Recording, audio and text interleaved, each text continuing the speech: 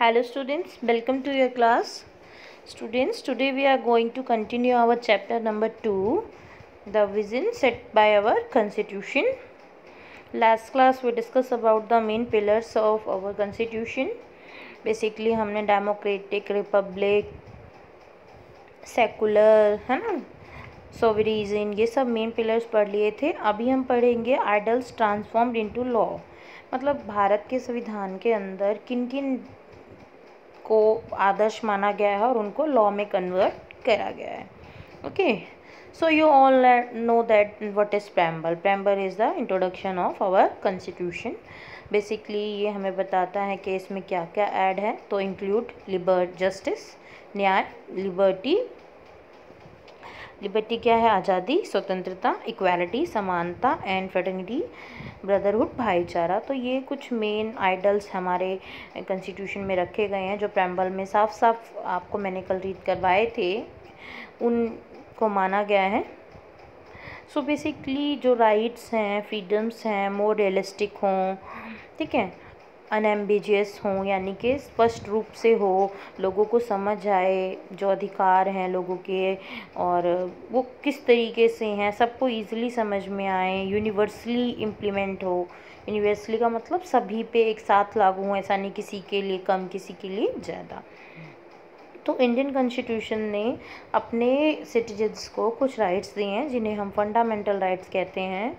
जब fundamental rights constitution में बेटा बनाए गए थे तो यही बोला गया था कि जो कॉन्स्टिट्यूशन में आगे इस पे भी चेंज हो सकता है, टाइम टू टाइम में कुछ ऐड हो सकता है, क्योंकि बेसिकली देखो टाइम के अकॉर्डिंग सोसाइटी चेंज होती है, चीज़ें चेंज होती हैं. तो अभी हम उनको डिटेल में पढ़ेंगे वन बाय वन करके. फिर आगे जो स्टेट की पॉलिसी क्या है, फंडामेंटल ड्यूटीज़ क्या हैं. अभी जैसे हमें गवर्नमेंट कॉन्स्टिट्यूशन ने कुछ राइट्स दिए हैं जो कि इंडिया के ही सिटीजन को हैं, तो उस कुछ ड्यूटीज़ भी हमें दी हैं, मतलब हमारी कुछ जिम्मेदारियां भी तो हैं अगर हमें कुछ अधिकार मिल रहे हैं.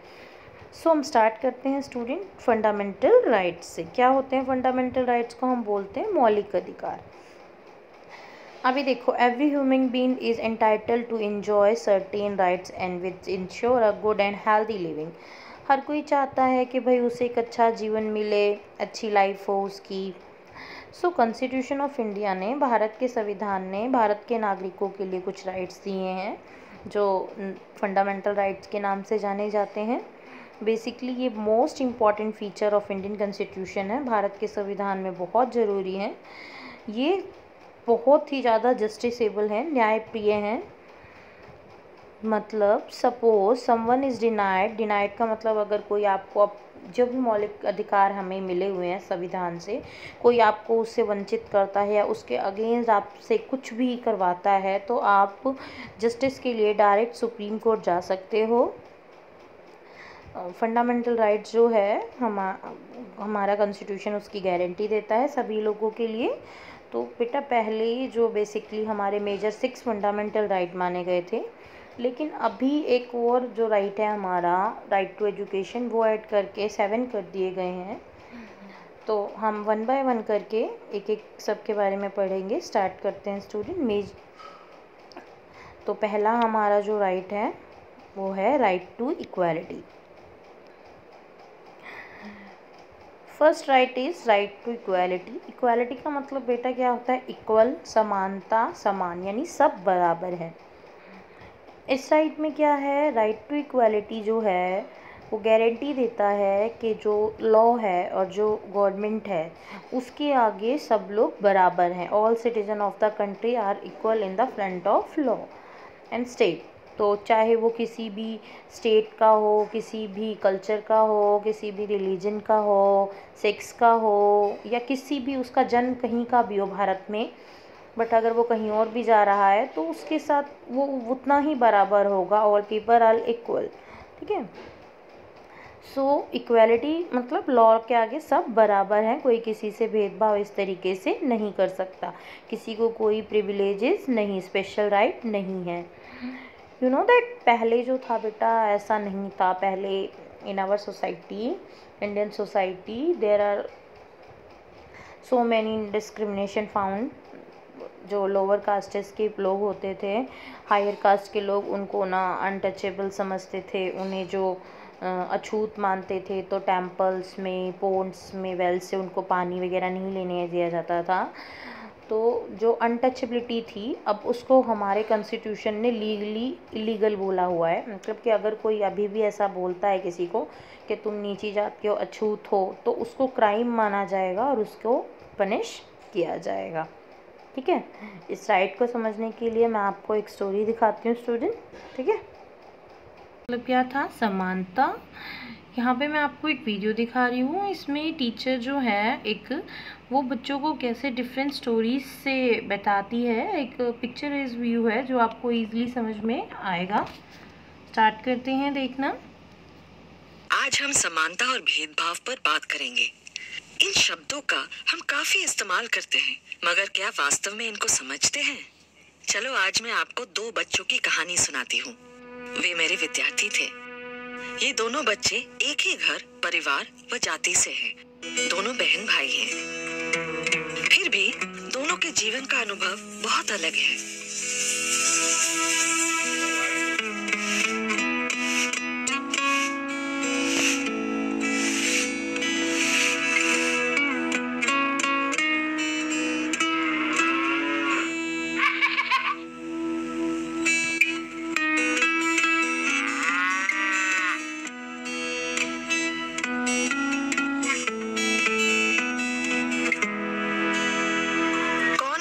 पाठ को पढ़कर सुनाएगा।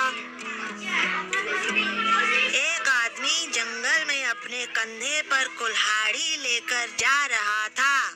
घर पर भेदभावपूर्ण व्यवहार का बच्चों की शिक्षा पर भी प्रभाव पड़ता है।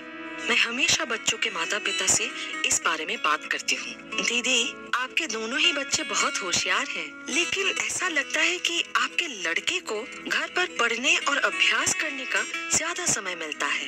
बेशक बहन जी, आप क्या आशा करती हैं? मैं रोजाना सुबह 4 बजे से लेकर रात 10 बजे तक घर व खेतों में काम करती हूँ। मुझे घर के काम में बेटी की मदद की जरूरत होती है, इसलिए मैंने पहले कहा था कि कई बार लड़कों और लड़कियों के जीवन के अनुभव अलग अलग होते हैं।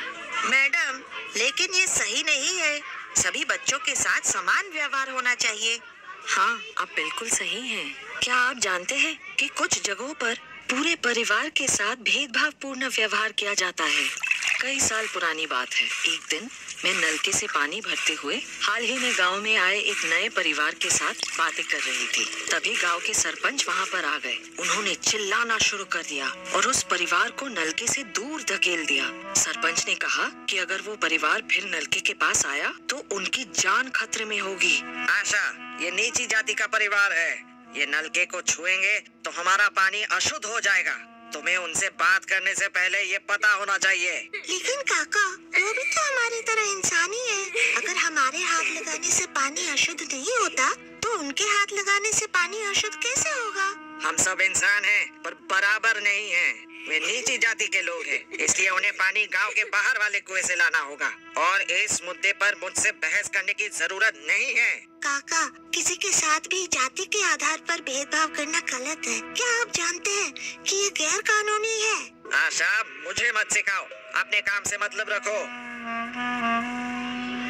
जब मैं छोटी थी तब लोग मेरी बातों पर ध्यान नहीं देते थे, लेकिन मैंने ये जानकारी बांटना जारी रखा और लोगों तक अपनी बात पहुंचाने की कोशिश करती रही। आखिरकार कुछ बदलाव आ ही गया।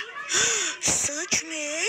कृपया हमें वो कहानी भी सुनाएं। शबाना बहन, आपको ईद मुबारक हो। मैं आपकी बनाई हुई सेवैया खाने का इंतजार कर रहा हूँ। धन्यवाद भाई साहब, मैंने खास तौर से आपके लिए ज्यादा बनाई है ताकि आप कुछ सेवैया घर पर भी ले जा सके। अरे मोहम्मद, सायरा, रवि, आशा, यहाँ आओ और ये मिठाई खा लो। आशा की माँ ने आज सुबह ही बनाई है। भाई, किसी और के खाने से पहले मुझे मेरा हिस्सा दे दीजिए। आप सबको दिवाली की शुभकामनाएं।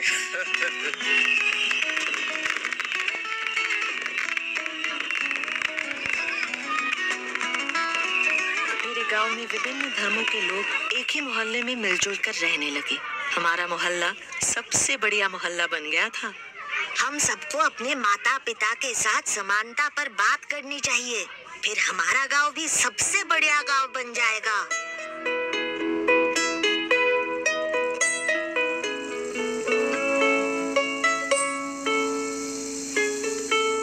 इस गांव के बच्चों ने निर्णय लिया है कि गांव का नलका सभी के लिए है।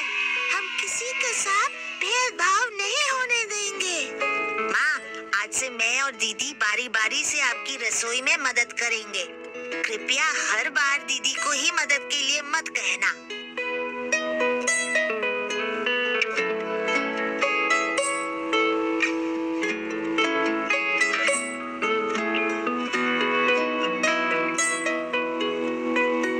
बच्चों, ये भारत का संविधान है।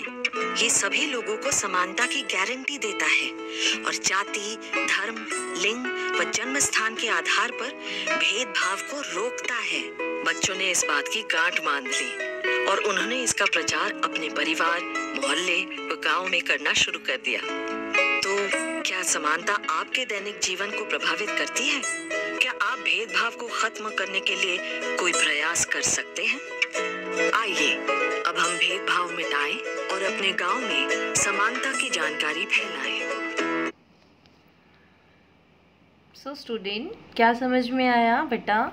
राइट टू इक्वालिटी अच्छे से समझ में आया? इसका मतलब क्या है? राइट टू इक्वालिटी मतलब समानता का अधिकार सभी को है, यानी किसी भी नागरिक के साथ उसके रिलीजन को लेके, यानी धर्म को लेके, कास्ट को लेके, सेक्स मेल फीमेल है या प्लेस ऑफ बर्थ, जैसे कोई सपोज़ बंगाल से है या बिहार से है या पंजाब से है, तो कहीं दूसरी जगह वो जा रहा है तो लोग उसके साथ डिस्क्रिमिनेशन कर रहे हैं, ऐसा नहीं है। सबको लॉ के सामने इक्वल रखा गया है, गवर्नमेंट के आगे इक्वल रखा गया है, तो सभी को समानता का अधिकार दिया गया है। यानी कोई भी किसी के साथ उसके सेक्स को लेके, कलर को लेके, रिलीजन को लेके डिस्क्रिमिनेशन नहीं कर सकता है। किसी को भी ऐसा स्पेशल प्रिविलेजेस राइट नहीं है। आपको पता है, पहले जैसे हमने इसमें एक वीडियो देखा स्टोरी कि वो नलके से पानी नहीं लेने देते हैं क्योंकि वो लोग वो लोअर कास्ट के थे। पहले हमारी इंडियन सोसाइटी में बहुत पहले ऐसा ही था बेटा कि जो लोअर कास्ट के लोग होते थे उन्हें मंदिरों में नहीं जाने दिया जाता था और उन्हें जो पोंड से और कुओं से पानी नहीं लेने दिया जाता था। तो अनटचेबिलिटी यानी उन्हें अछूत समझा जाता था और उनको छूने से हम गंदे हो जाएंगे, ऐसा हायर कास्ट वाले मानते थे। लेकिन हमारे कॉन्स्टिट्यूशन ने अनटचेबिलिटी को बिल्कुल बैन किया हुआ है। अगर कोई भी ऐसा बोलता है ना कि तुम लोअर कास्ट के हो, हम तुम्हें छुएंगे नहीं, और अभी भी ये अनटचेबिलिटी को फॉलो करता है, तो इसको क्राइम समझा जाएगा, ठीक है? तो और उसको पनिश किया जाएगा। समझ में आया? तो इसके अलावा बट देखो, ये सारी चीज़ें तो इक्वल है, बट कुछ जगह जैसे वुमेन है और ये जो चाइल्ड हैं, इनके लिए गवर्नमेंट ने कुछ स्पेशल प्रोविज़न किए हैं, कुछ रिजर्वेशन वगैरह दिया हुआ है। जो जैसे देखो, जो बिल्कुल लोअर कास्ट के लोग हैं, क्योंकि वो बहुत पिछड़े हुए लोग थे, तो उनको औरों से कुछ थोड़े से अलग अधिकार दे दिए गए हैं। वो भी इसलिए ताकि वो लोग भी औरों के बराबर में आ जाएं, जिसे हम रिजर्वेशन कहते हैं। तो आई होप आपको राइट टू इक्वालिटी अच्छे से समझ आ गया होगा। So student, now we start our second fundamental right to freedom. Right to freedom का मतलब क्या है? फ्रीडम क्या है? आज़ादी, स्वतंत्रता। तो स्वतंत्रता का अधिकार, अब बेसिकली किस किस चीज़ की आज़ादी है हमें इस राइट के अंदर, हम वो पढ़ेंगे। आपको पता है बेटा, इसमें बहुत तरीके की फ्रीडम है इस राइट के अंदर कि हम क्या क्या कर सकते हैं एज अ इंडियन सिटीज़न, किस किस चीज़ों की हमें आज़ादी है। तो पॉइंट सबसे पहला क्या है बता रहा है ये, freedom of speech and expression. Speech and expression का मतलब अपनी बात बोलने का, उसको रखने का अधिकार। Every citizen is free to express his or her thought. हर नागरिक जो है वो फ्री है अपने एक्सप्रेशन और थॉट को सामने रखने के लिए, यानी कुछ भी लिखने के लिए, न्यूज़पेपर में कुछ भी बोलने के लिए कोई उसको रोकेगा नहीं कि वो अपनी बात ना कह सके। He or she is free to criticise speak against the policies of the government. Even हम इतने भी फ्री हैं कि अगर हमें गवर्नमेंट की कोई पॉलिसी अच्छी नहीं लगती तो हम उसके अगेंस्ट भी बोल सकते हैं, या हम किसी बात से डिसएग्री कर रहे हैं तो हम उसके अगेंस्ट अपनी बात रख सकते हैं। तो freedom of speech and expression यानी बोलने का और अपनी बात कहने का अधिकार। दूसरा है फ्रीडम ऑफ असेंबल। असेंबल का मतलब है इकट्ठा होने का अधिकार, सभा बनाने का अधिकार। तो इसी राइट के अंदर जैसे हम अपनी बात कह सकते हैं, वैसे ही जो लोग हैं वो शांतिपूर्वक ढंग से, पर ऐसा नहीं है कि हम असेंबली मतलब हमने एक टीम बना ली, लोग इकट्ठे हो गए और लॉज को ब्रेक कर रहे हैं, दंगे फसाद कर रहे हैं, तो ऐसा नहीं करना है। बट ये है कि लोग अगर इकट्ठे होके पीसफुल ढंग से किसी भी जगह पर इकट्ठे हो सकते हैं, सेलिब्रेट कर सकते हैं कोई भी फेस्टिवल किसी भी पर्पस से, तो एक जगह इकट्ठे हो सकते हैं, सभा करने का अधिकार होता है, आज़ादी है मतलब। थर्ड क्या है हमारा, freedom to form association and union. Union क्या होती है, इस पे जो हमारा संघ होता है, इस पे जैसे टीम है, जैसे लेबर्स की यूनियन होती है, डॉक्टर्स की यूनियन होती है, ऐसे ही एसोसिएशन और यूनियन जो है टीम है पार्टिकुलर किसी की भी। तो सिटीजन्स को ये राइट है कि वो अपनी एसोसिएशन या और यूनियन बना सकते हैं, जैसे ट्रेड यूनियन व्यापार के लिए होती है, एजुकेशन यूनियन, कल्चरल सोसाइटी, तो इस तरीके की यूनियन और एसोसिएशन वो बना सकते हैं, इस चीज़ की आज़ादी है। फ्रीडम ऑफ मूवमेंट, ये सब हम कौन से राइट के अंदर पढ़ रहे हैं, right to freedom. Freedom of movement मतलब कहीं भी आने जाने की आज़ादी। हर इंडियन सिटीजन को बेटा ये राइट है कि वो अपने देश के अंदर कहीं भी आ जा सकता है, कहीं भी बस सकता है। यानी सपोज़ अभी हम यहाँ रहते हैं, दिल्ली में रहते हैं, गुरुग्राम में रह रहे हैं, अगर हम चाहते हैं कि हम मुंबई में जाके सेटल हो जाएं तो हम हो सकते हैं जाके, कोई भी उसमें हमें रोकेगा नहीं। तो हम किसी भी प्लेस पर अपनी कंट्री के सिटी टू सिटी या स्टेट टू स्टेट जा सकते हैं। Freedom to reside and settle, वही मतलब कहीं भी जाके बसने की आज़ादी है अपनी कंट्री के अंदर। Indian citizen have the freedom to reside and settle in any part of the country. देश के किसी भी हिस्से में जाके आप बस सकते हो। जैसे अभी देखो बहुत सारे आप में से लोग हैं, आपकी फैमिलीज़ हैं जो अलग अलग स्टेट से बिलोंग करती है बट यहाँ पे रह रहे हैं ना, तो ऐसे ही। लास्ट इसमें है right to choose a profession or occupation. कोई भी अपनी मर्ज़ी से किसी भी काम को कर सकता है। पहले क्या होता था कि जिसके एंसेंटर जो काम कर रहे हैं उसे वही काम करना होगा। लाइक जैसे सपोज़ किसी के फादर जो है वो कॉबलर हैं तो उनका बेटा भी कॉबलर ही बनेगा। बट अब ऐसा नहीं है, कोई भी अपनी मर्ज़ी से किसी भी प्रोफेशन को चूज़ कर सकता है, किसी भी काम को कर सकता है जो उसकी मर्ज़ी है। तो हमने दोनों राइट पढ़े student, right to equality and right to freedom. को समझ में आए अच्छे से? बाकी के जो राइट्स हैं वो हम नेक्स्ट क्लास में स्टूडेंट कंटिन्यू करेंगे। Thank you.